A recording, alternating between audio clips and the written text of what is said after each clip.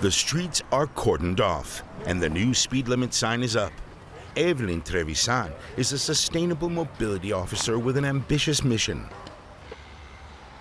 She wants to radically reduce the flow of traffic in the Brazilian city of Belo Horizonte. The first thing we'll do is turn our blueprint into something tangible so we can start working. The idea is to reclaim the streets. That means fewer cars and more kids playing outside. Though their numbers are smaller than usual due to the pandemic, a group of volunteers have come to help. The street art is intended to reinforce the point. In many parts of Brazil, a speed limit of 30 kilometers an hour is barely conceivable. I've always dreamed of a slower-paced city, one which allows pedestrians and cyclists to move about safely. I saw Tempo 30, the 30-kilometer speed limit, as a way to pursue this dream. The air will be monitored to find out what difference the new speed limit has on emissions levels.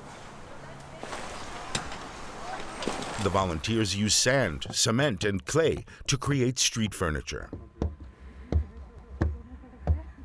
It's the same technique that was used to build the Great Wall of China, simple, stable, and sustainable. And voila, a bench. Getting locals involved in the planning stage was important to Evelyn. Various people took part in the discussions. Mothers who used the space talked about their kids' needs. Older people expressed what they needed.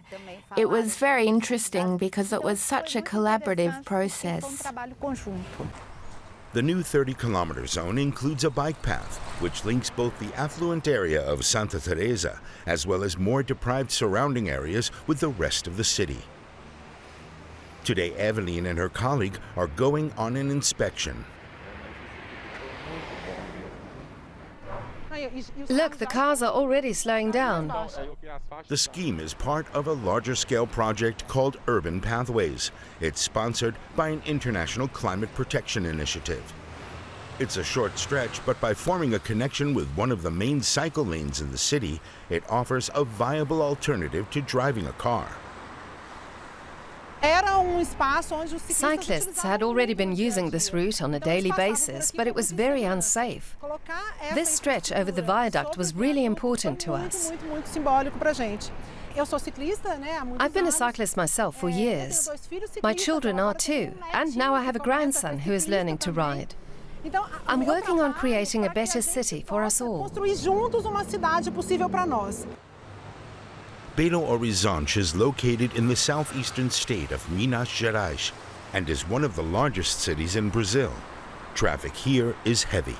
Brazil is a country designed around cars and has one of the highest rates of road fatalities in the world. For years, authorities have been investing in public transport and cycle paths. But of the 400 kilometers of cycle lanes promised, only a quarter have actually been built, prompting frustration from cyclists. Drivers aren't aware of what we need, that bikes are a viable mode of transport. That's why the creation of cycle paths is important. It's quite moving to discover a new cycle path. The transformation is almost complete. Just a few finishing touches from the volunteers. Overall, it's a simple and highly cost-effective initiative. Evelyn and her team of volunteers are pleased with their work and hope their project can serve as a blueprint for others. I'm really touched. I'm very thankful to everyone who helped create this. It required tireless work, day in and day out. It makes you feel like you're swimming upstream. But together we did it. Thank you very much.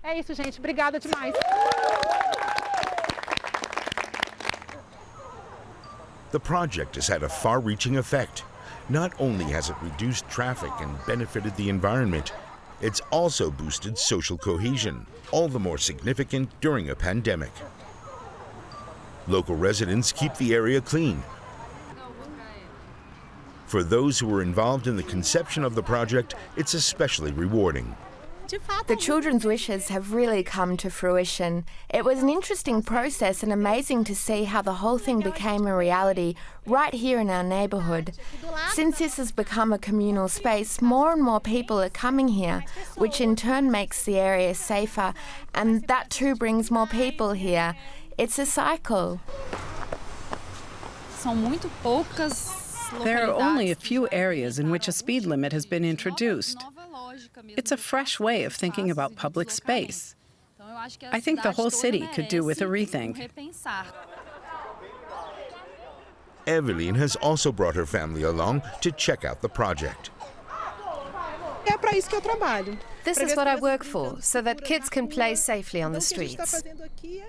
We want people to be able to enjoy public space safely. This project may seem small, but it changes perceptions and culture, and that makes me really happy. The success of this project in Belo Horizonte could form the basis of positive changes all over the city and beyond.